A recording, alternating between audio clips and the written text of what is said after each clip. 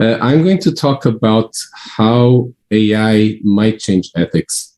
I will actually try to be brief and leave plenty of time for questions and discussion because my main goal really is to stimulate discussion, I think, on issues and aspects of AI and ethics that unfortunately have not received enough attention.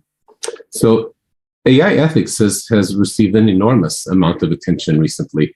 And that's a great thing because AI does raise a host of very important and deep ethical issues. But unfortunately, I think the discussion so far, or at least the discussion in recent years, to be more precise, has been very focused on what is really a very small subset of the relevant things. And in particular, I think there's a point of view, there's something that I think has been sorely missing, which is the realization that the interaction between AI and ethics is a two-way street, right? Almost all of the discussion that we've seen of AI ethics to date is about fitting AI one way or another into the existing ethical norms. But this misses the point that the interaction between AI and ethics, just like the interaction between technology and society in general, is a two-way street. AI is going to change society. And as a result, it's also going to change the ethical norms of society. And I think it really behooves us to start thinking about what that's going to look like.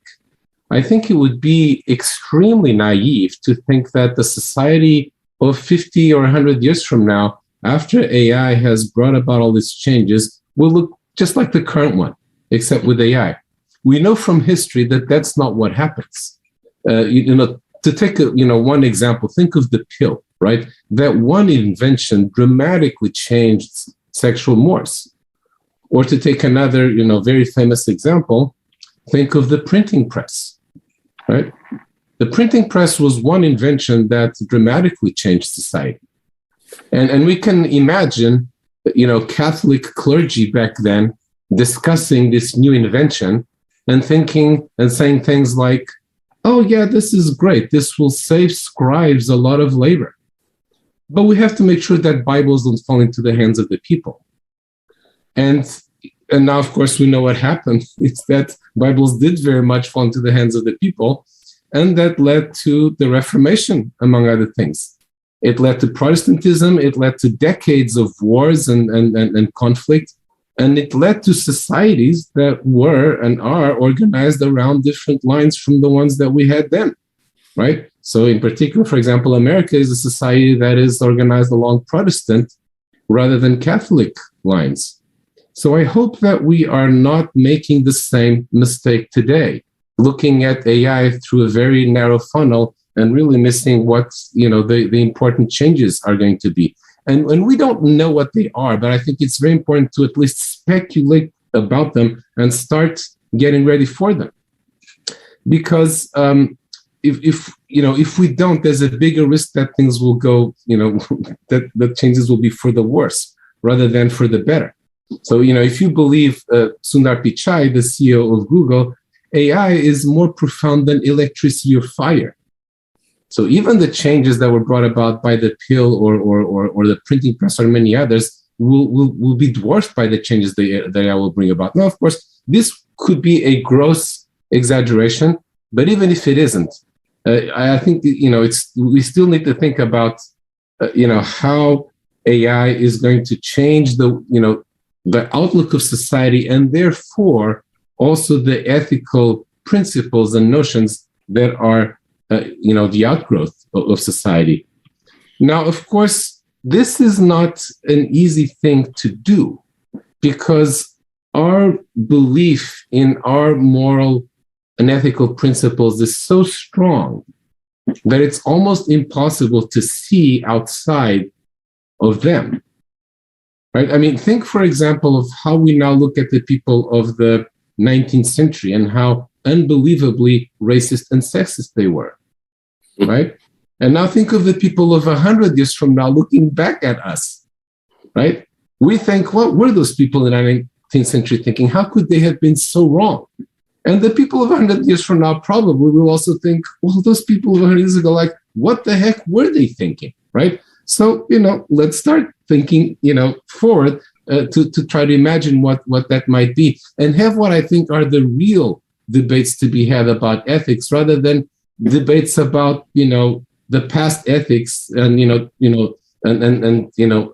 things that the ethics that we have today evolved from a certain set of economic and technological factors, and we shouldn't confuse those for the ones that are now going to emerge.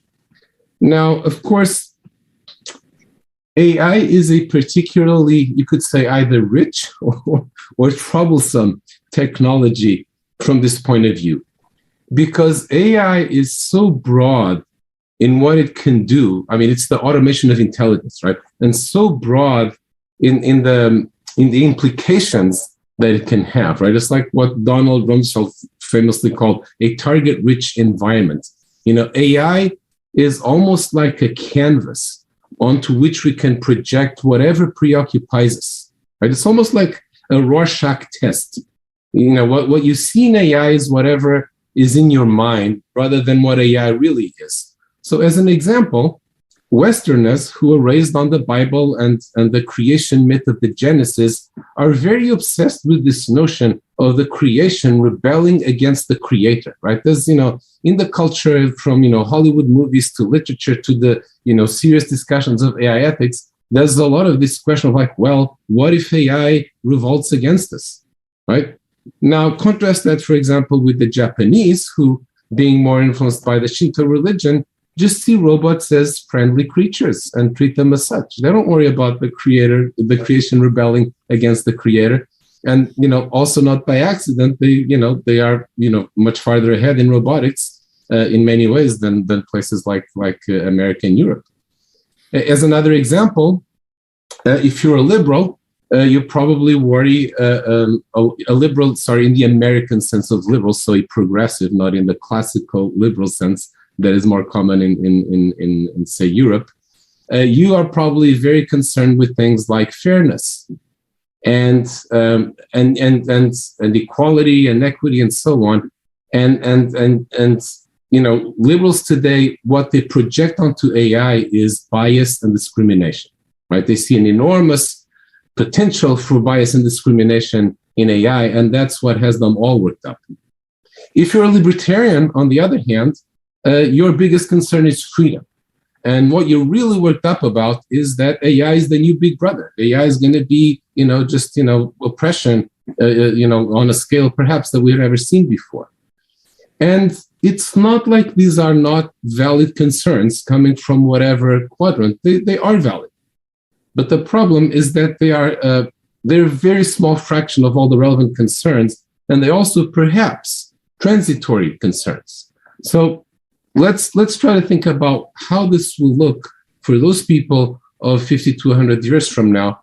And of course, in doing that, we can take inspiration from history and economics and sociology and psychology, right? We can, I think, as Churchill said, use our knowledge of the past to try and see the future better, right? And, take what I'm going to talk about as speculation, right? I'm not saying that things are going to be like this, let alone saying that they should be like this. I'm just saying that these are things that we should be thinking about, both in the content and in the point of view.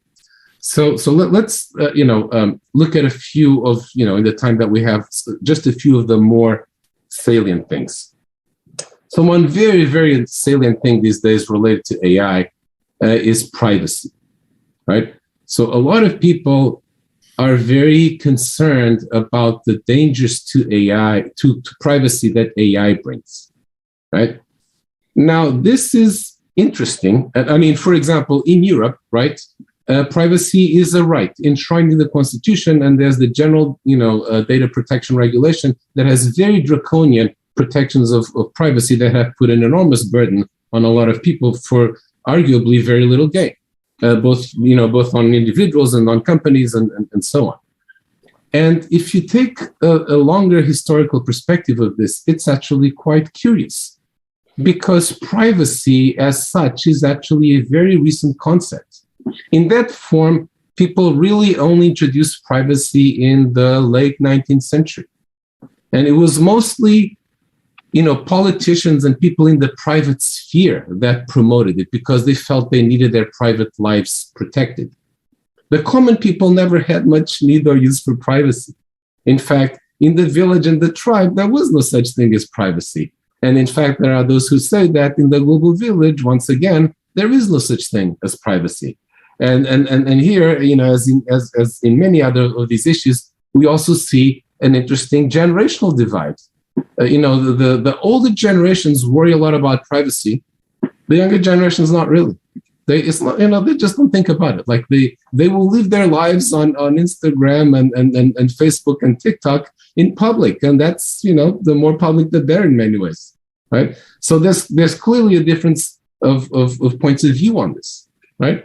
Now, we worry, more specifically about things like, the tech giants and other companies, but mainly the tech giants. They harvest our data.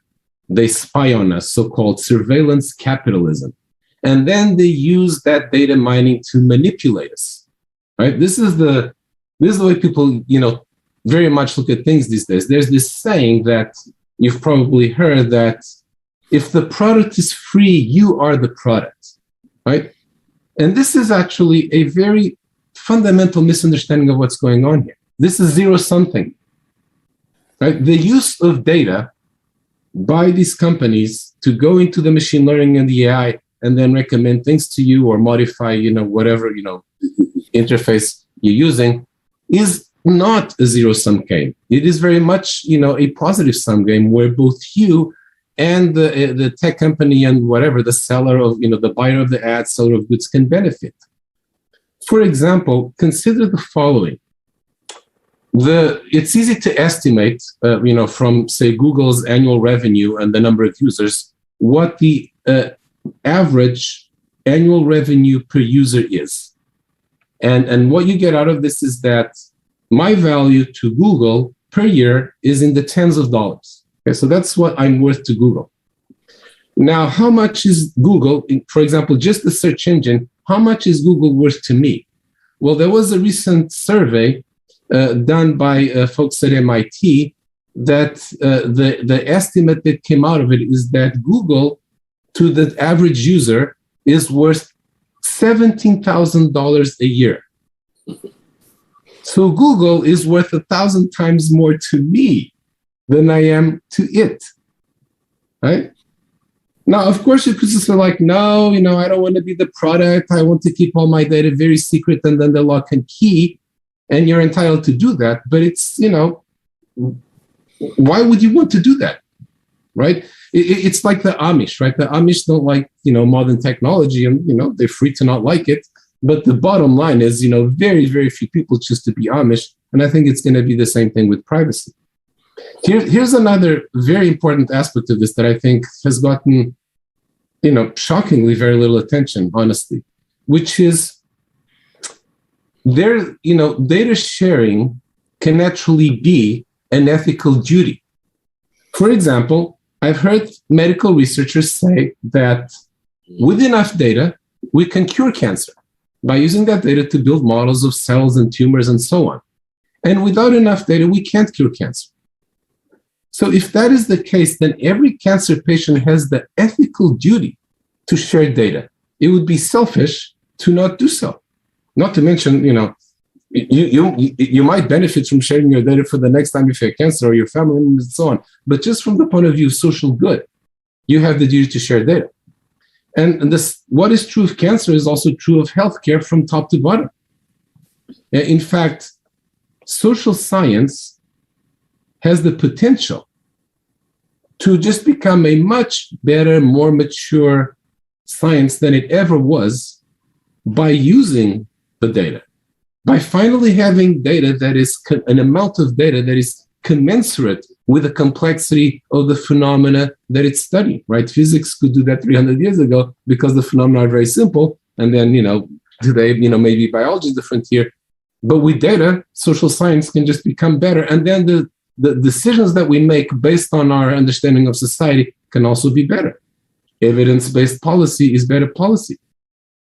So I think that, if you look forward, maybe even just a decade or two, we will get to a point where if you are a person living in a very data-rich society, but you choose to not share your data, you will be viewed as a free rider and be penalized accordingly.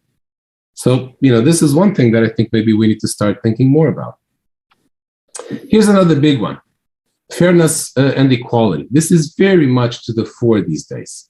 And, there's, you could do a whole talk about this. So let me just take one issue that I think is representative. In many countries today, there are laws forbidding the use of some kinds of information in decision-making. For example, forbidding the use of sex and gender. Of sex and race or race and gender. And if you think about it, this is a little odd because it contradicts one of the basic principles of rational decision-making, which is that you should use all the available information. If you make decisions without using all the available information, they're potentially the wrong decision, and making the wrong decision is irrational and arguably even unethical. Now, you might say, well, the reason you can't use things like, race and gender in decisions like, for example, credit scoring or, job or hiring, et cetera, is that they are irrelevant. But this can't be the answer, because whether or not certain variables are irrelevant to certain decisions is an empirical question. And empirical questions can't be decided by law, right? Hume famously said that you can't derive an ought from the is, but the converse is also true. You can't derive an is from an ought, right? I think that the real answer that laws like this exist is that there's a presumption that those variables will be misused. And that presumption, is based on a lot of historical experience, obviously, and maybe it's a correct assumption for humans. But the point, however, is that just because assuming it's a correct assumption for humans, even today, that doesn't mean that it's a correct assumption for algorithms, for AI. For example, does the equation y equals ax plus b have race and gender biases? Well, obviously not, right? That equation doesn't know anything about sociological variables like that. But a machine learning algorithm is just a more complex form of such an equation. So it can't know it doesn't know about those things either. And yet, we talk about machine learning algorithms all the time in both research and the media and in, policy making, as if it has those biases, right? We sometimes call this the homunculus fallacy. It's this notion that inside an AI, there's a little man pulling levers, but that is clearly not what is going on. And now we can ask ourselves, well, why if it is the case that we should not or cannot assume a priori that AI is going to have these, bad uses of these variables, then why are we forbidding them, right? Maybe the laws should be revised, right? There's a lot of laws that were made with only humans in mind that now have to be revised for the fact that a lot of these decisions are now made by machines. But, one thing that I haven't seen considered is this fact that a lot of these, things like, for example, redlining laws, right? Redlining laws actually forbid things like using variables like your postal code to make decisions about, let's say, for example, granting loans, because they are correlated with race. Again, the historical reason for this is that in the past, when the use of race was forbidden, then some lenders started using it as a proxy for race, right? But that was in 1960-something. Today, right, when a machine learning algorithm finds a correlation between, zip code and likelihood of repaying your loan, there is nothing racist about that. The correlation is real. So why is the machine learning algorithm forbidden to use that? And in fact, if you follow this logic, at the end of the day, everything is correlated with everything. So if you really are intent on applying those laws like redlining laws, then you can't do machine learning because everything is correlated with everything else. And this is particularly perverse because if what you want to do is make, for example, loan or policing or you name it, hiring decisions independent of variables like race and gender, while making them the best decision you can, actually using these variables via conditional independence actually can potentially make them independent. So if that's what you care about is not discriminating on the basis of race, gender, etc., you should be using these variables, not forbidding their use. Now, of course, these are issues that people feel very passionately about. And there are many people who will never come around to the notion that you should be able to use these variables. But, what's going to happen, this is what usually happens with technology, is that as its use becomes normalized and we start, escaping from that homunculus fallacy and no longer seeing, AIs as just being miniature humans with all their biases, people will start asking this question: why are we not allowed to use these variables? And finally, they will, once these people are in the majority, at least in a democracy, they will pass laws saying, well, you have to use those variables. And, I think there's a very good chance that will come to pass. And, we'll see. So here's another one. We see a lot of worry. This is, one of the, top few favorite themes, AI-related themes in the media, if you will. And it's also something that a lot of serious economists worry a lot about, is that AI will be the end of work. And since work is what gives life meaning, this is going to be very bad. Right? Now, I don't think that AI is going to be the end of work anytime soon. But in the longer term, it's quite possible that we will get to the point where AIs can do every job that humans do better and more cheaply, and then it will be the end of work. So let's think for just a second about what that would mean, right? And here's one datum I think worth bearing in mind.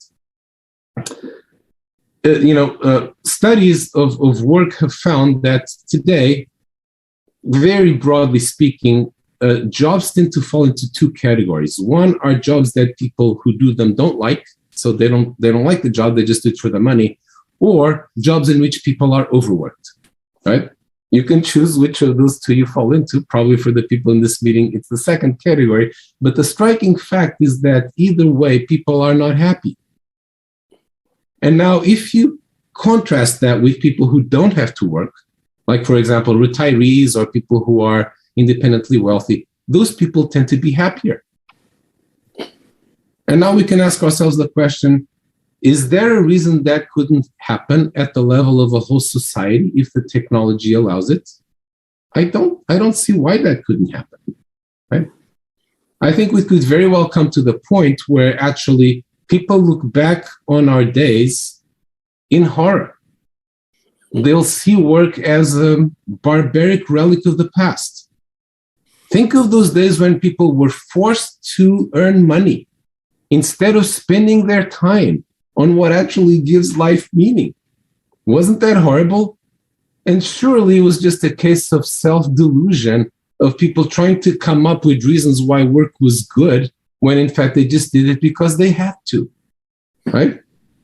Maybe 50 years from now or 100 years from now, this is how people will think.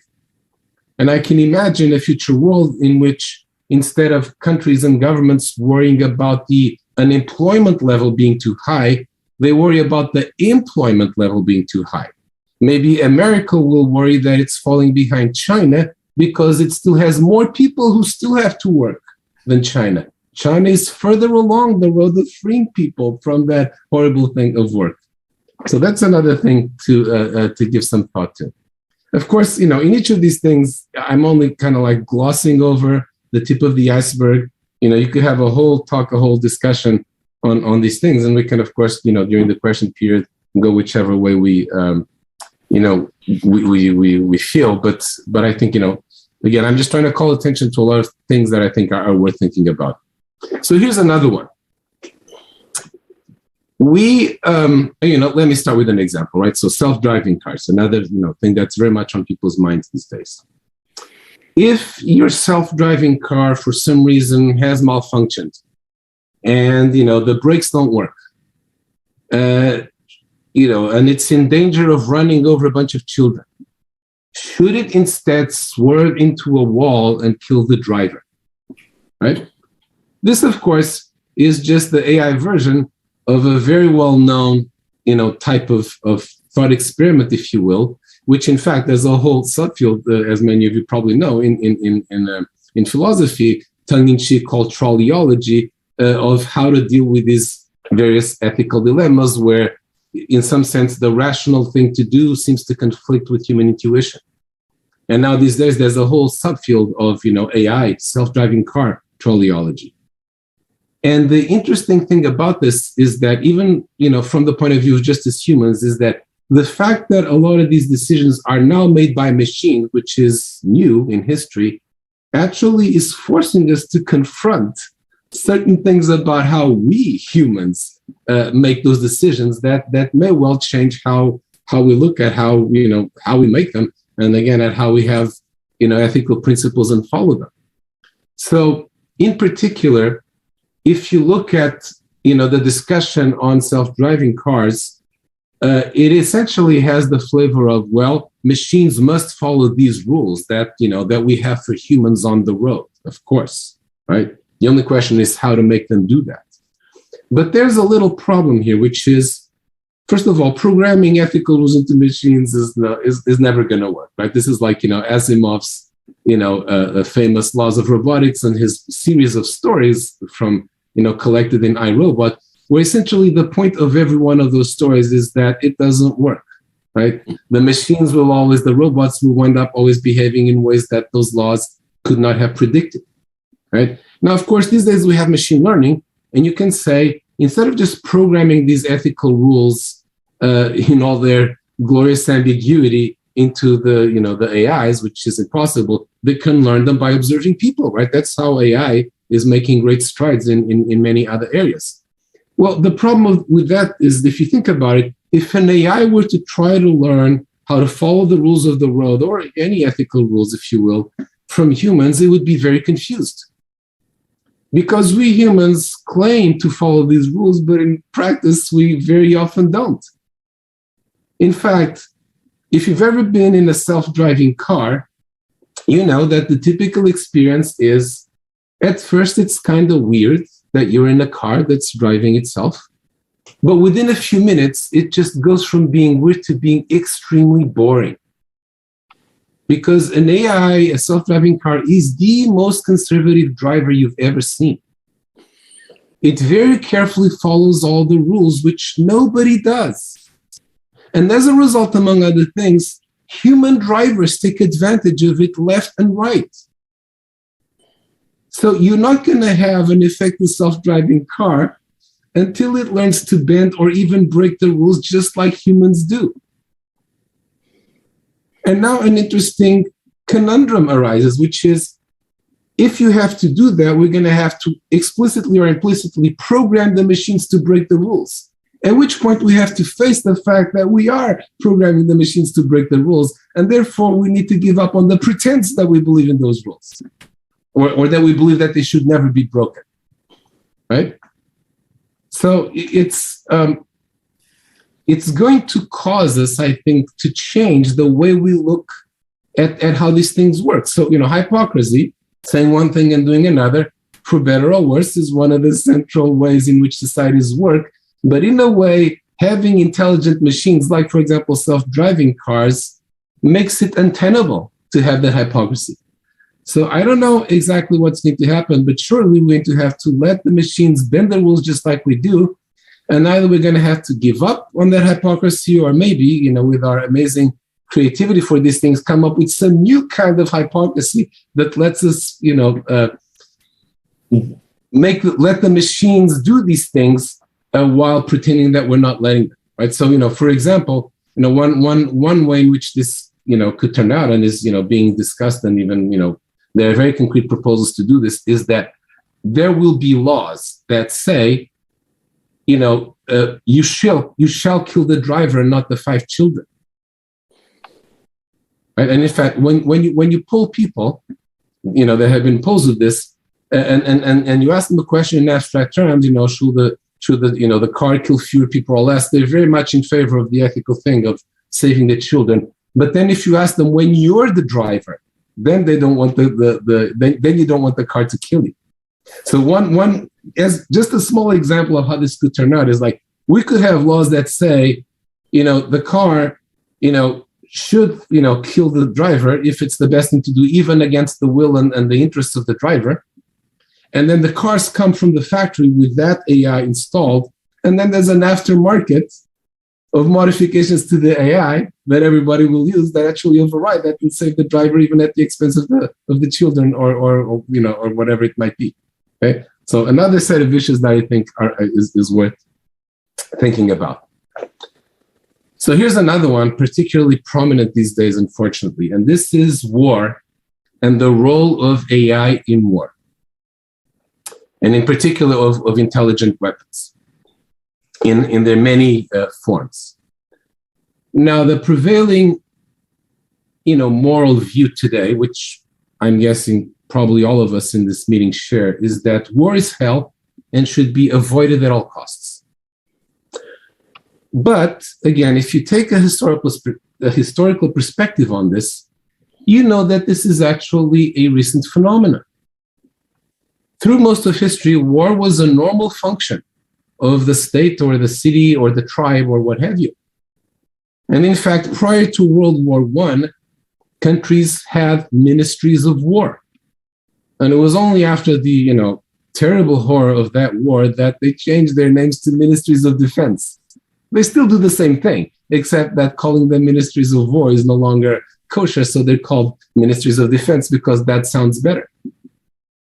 And also, like this expression itself, war is hell, right, was coined by William Sherman, the famous general from the American Civil War, who more than anyone else is responsible for inventing total war.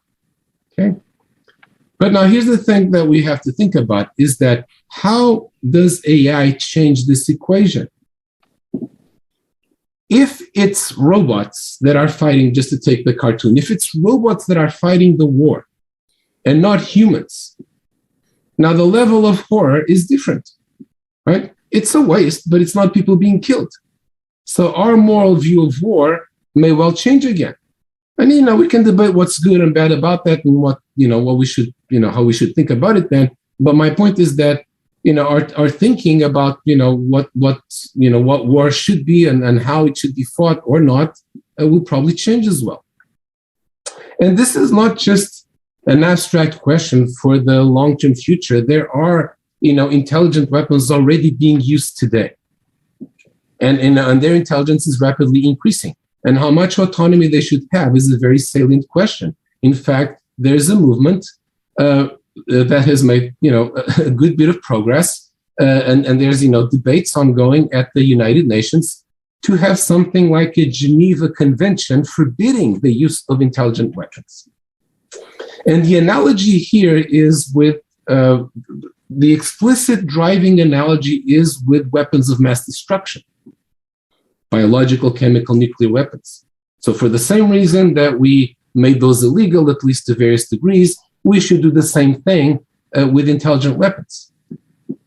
But if you think about it, this is actually a very odd analogy because weapons of mass destruction are so called because they kill indiscriminately. That's what makes them so evil. But the whole point of intelligent weapons is that they kill very discriminately. They can actually be better than humans at saving the lives of bystanders by being more precise and careful about, where to shoot and when and how. So intelligent weapons save lives. And if we outlaw them, we actually risk killing people. And again, this is not abstract. Just think, for example, of the 2 Iraq wars. Actually, in the second, there are a lot of Iraqis that are alive today, probably, tens of thousands or hundreds of thousands, because America in the Second War, for the first time, used laser-guided bombs, as opposed to the indiscriminate bombing that it used in all previous wars, including the first Iraq War. So many fewer people died because the weapons were now more intelligent.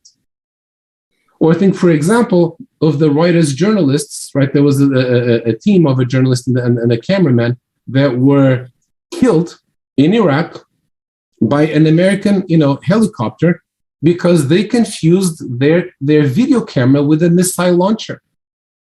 And so they shot them. They shot a missile at them that killed them. If instead of humans, we had an AI there, that I could very well have been more discriminating and say, like, no, that actually is a video camera. And those journalists might still be alive today.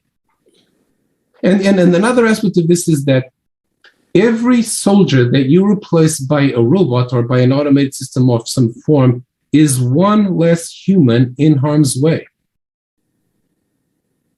And also, if the decisions are made by an AI, they are not made in fear. They are not made in anger. They can be less clouded by the fog of war. Fewer mistakes will be made of all kinds, saving lives on both sides. So maybe if we are going to have a Geneva Convention, right, what we should have is a Geneva Convention forbidding humans in combat, not machines. Here's another one, also a very salient one these days. And this is the contest between democracy and authoritarianism and how AI plays into it. Now, the contest between democracy and recording stopped. Recording in progress. So the contest between democracy and authoritarianism is a very old one. And, at some point, some people in the West had the illusion that that contest was over, but it's clearly not. And the question is how, there was this notion that democracy will win in the end. It's inevitable. And I think that notion is now a little shaky, to say the least. But, from the point of view of AI, the salient question is, how does AI change, or how can AI change the relative strengths of democracy and authoritarianism? And it's not a given that it favors one or the other. It really depends on what each of them does with it. In fact, I think something that we appreciate very well today that did not, 20 or even 10 years ago, but should have, is that AI is an amazing tool for authoritarians. Right? George Orwell, if he knew AI, he'd have Big Brother on a whole different scale, right? AI is like, if you want to use it for surveillance and repression, it's the ultimate tool. And this is very scary, right? Now, on the other hand, AI can also be a great tool for democracy. It can also be a great tool for resisting authoritarianism. But we have to develop those uses. Right? AI can, like any technology, AI gives power. It's a question of how it's used. AI can be used to perfect authoritarianism. It can also be used to perfect democracy. And unfortunately, so far, democracy is behind in this game. Right? In democracies, we are mostly arguing about like how to, repress AI and restrict it and avoid this and that and the other. We're not thinking in terms of like, how can we make democratic processes function better by using AI? Now, to be fair, and this is a very good thing, there's a lot of research on how to use AI, in various ways and at various levels, from, cities to parties to what have you. None of this is really caught on yet, but I think sooner or later it will, and it has to. Because if you think about it, the way democracy works today is incredibly outdated. In a democracy today, today as a consumer, you send megabytes of information to the producers, every day. And how many, bytes of information do you send to your representatives, right? To the people who govern you? A few bytes a year when you vote on your ballot by putting in a few crosses. This made sense in 1787 when, the set of algorithms that we call, for example, the US Constitution was drawn up, right? That's what they could do then. But today we are so far beyond that. But we're still using this very simple algorithm, which is what it is, right? To make decisions, which is everybody votes, whoever has the most votes becomes a representative, and then the representatives in turn have a discussion and then they vote, right? I mean, this is not terrible, right? We've gotten, very far in it, but compared to what is possible with AI today, it's just ridiculously primitive. Now, again, here, as in, I think every one of these areas that I've already touched on, it's perverse how people wind up worrying about the wrong things and going in the wrong direction. So the big worry that you see people having is like, oh, we can't let algorithms make decisions. Algorithms shall not rule us. Decisions made by algorithms are dehumanizing. We can't put people under the control of algorithms. Well, actually, no. We are under the control of an algorithm that is set in the Constitution, and it's an incredibly dumb algorithm. And in fact, so democracy exists and is possible in the rule of law because of writing, right? Before there was writing, the law was the word of the ruler. And so the ruler could do anything they wanted.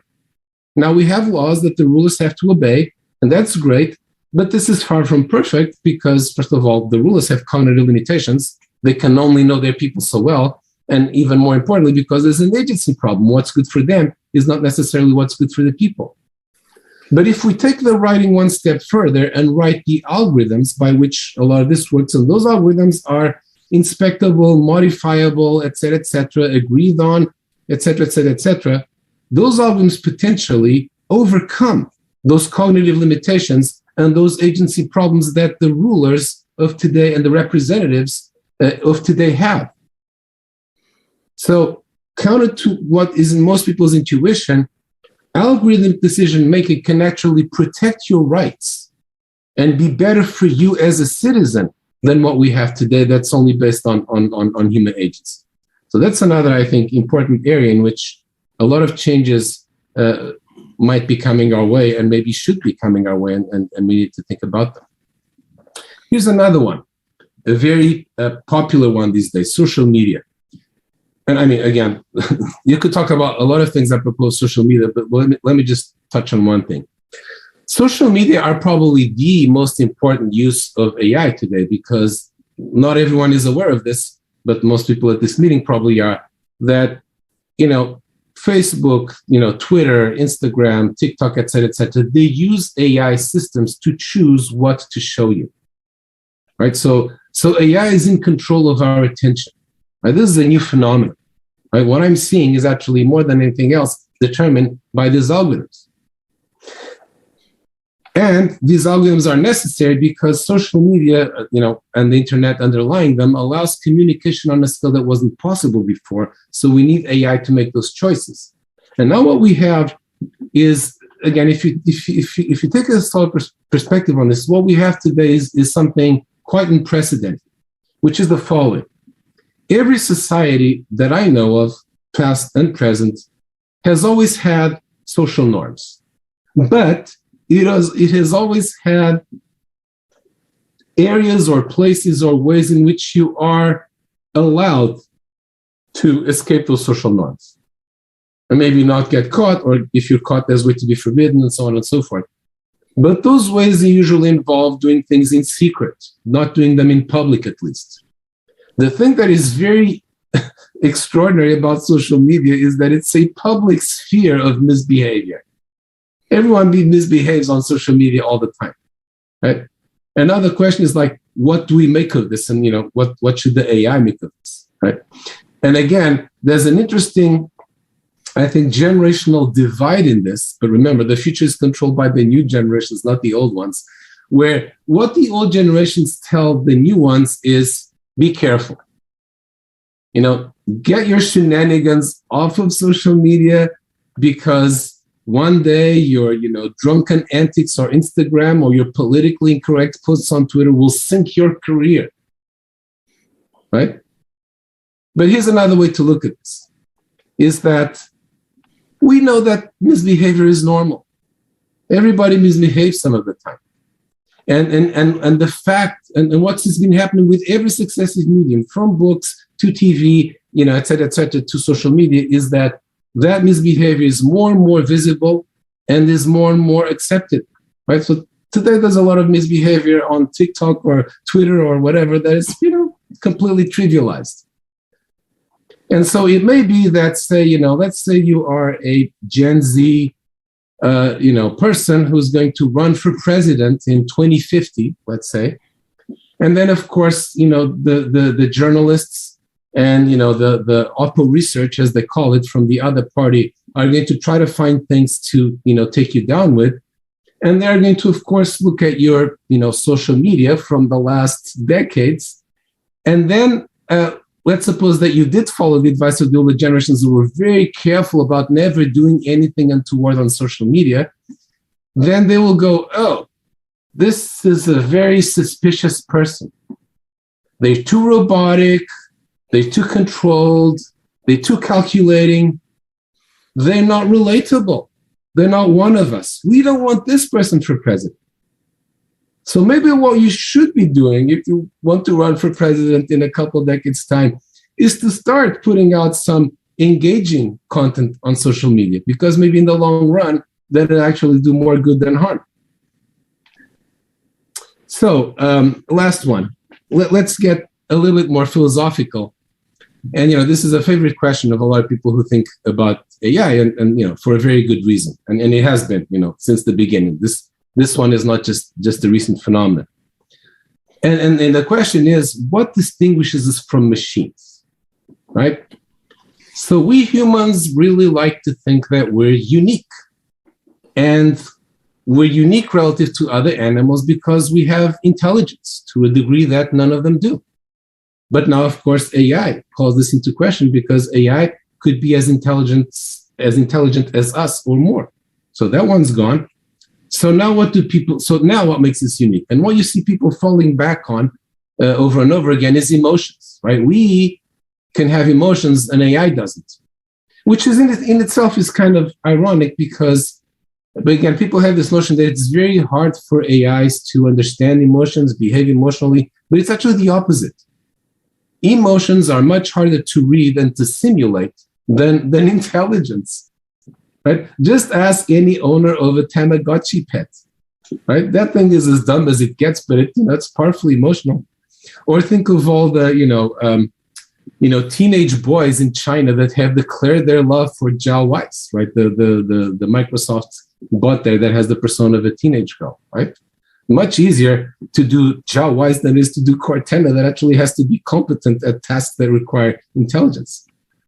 But even beyond that, right? The problem is that, well, first of all, animals also have emotions, so that doesn't really work. So it's not emotions, it's not intelligence, so what is it, right? Well, I think sooner or later, we're going to have to face the fact that it's nothing. There is not necessarily anything that makes us different from AI, and why that makes us unique. And why should there be? That doesn't need to be. Right? Here's an analogy. What makes a neuron different from a skin cell? Right? The DNA is the same, right? I mean, there's the biological process of development, epigenesis, and whatnot. But the point is that they're different, and they're made different during development because they have different functions. And neurons of different types are different because there's a whole, there's hundreds of different types of neurons. They're different because they have different functions in the brain and in the nervous system. And ultimately, that I think is the key difference between humans and AIs. It's not, we can have a lot of interesting discussions about, free will and consciousness and emotions and whatnot. But at the end of the day, the bottom line is that in a future society, humans and AIs will just have different functions. And in particular, our key function, or one of them, is to set the goals. We decide what is desirable, what needs to be done. And the AI's function is to bring those goals about, is to execute them, is to make them happen. And we get to monitor them and we get to check the results, which is actually quite possible, even if the AIs are far more intelligent than us, because the job of an AI, and this is the technical definition, is to solve NP-complete problems using heuristics. And solving the problems is exponentially hard, so the more intelligence you throw at them, the better. But checking the solutions is only polynomial. So checking the solutions is tractable, right? So our job is going to be to check the solutions that the AIs came up with. If you want to cure cancer, you don't want to limit the intelligence of the machine that cures cancer. You want it to be absolutely as intelligent as possible. What you want to do is check that what it's doing is curing cancer and not doing some other thing that you don't want it to do. And that is much, much easier than curing cancer. So, how will this all play out, right? How should you take all of this? As you see, and I mean, again, I just skated on the surface here. There are all these issues that are very, difficult and complex to deal with. And what should your attitude to this be? Well, here's a few attitudes that you could have. One attitude that you could have is the famous saying from, William F. Buckley, famous American conservative, who said that the job of the conservative is to stand athwart history yelling stop, right? And you could try to do that. You could stand athwart AI yelling stop, which is what a lot of people are doing today. No more, no less. They're trying to stop AI. But, again, if we look back at history, we know that this doesn't work, right? You can stand athwart history yelling it stop, but history just moves right past you, right? History is a very big ship. And the ship is, once it's moving, it's very hard to stop or impossible. What you can do is try to steer the ship or help steer the ship. At least, dink it in the right direction. You probably can't stop it dead, but, there's many different directions it could go. And there you actually have some hope of accomplishing something, right? Which brings us to a second possible attitude that you could have to this, which is, well, so, what do we do with AI, right? So, and one attitude to this is to sit in our armchairs philosophizing about what AI could do and how we should handle it. And there's a place for that. But another view of this, with which I, as a technologist, sympathize, comes from Alan Kay's, famous saying. And Alan Kay, for those of you who don't know, is like one of the people who invented graphical user interfaces. And, you wouldn't have, Apple computers or iPhones or all of those things, or all of these, graphical interfaces without Alan. And he famously said that the best way to predict the future is to invent it. So if you want to shape AI, the first step is to create the AIs that do the kinds of things that you want to do with them. And that, in fact, is a very good motivation to develop AI, right? Because the first step in making something happen is recording stopped. Is making recording in progress. Right? Then after it's possible, the next step is to figure out what to do with it, right? And this brings us to the third, and I would say most important of ways that you could take this, which is the one that comes from Marx, right? You want to ask yourself, how will AI change society and what should be my role in that? And, Marx was right about some things and wrong about others, but I think, he had some very important insights that continue to be, valid today. One of which is that if you want to understand what the moral principles of a society are, you should look for who has power in that society more than anything else. And similarly, if you want to understand how AI will change society or how technology in general will change society, what you want to look for is who will get more power. Who will AI give more power to? And what do those people want? And that's the way society is going to change, including its social mores and moral principles and ethics and so on. Right? And then you want to ask yourself, and this is the question, the final question that I want to leave you with. So, who is AI going to give more power to? Is it going to give more power to you? If not, then what should you do about it? And if yes, what are you going to do with that power? Thank you.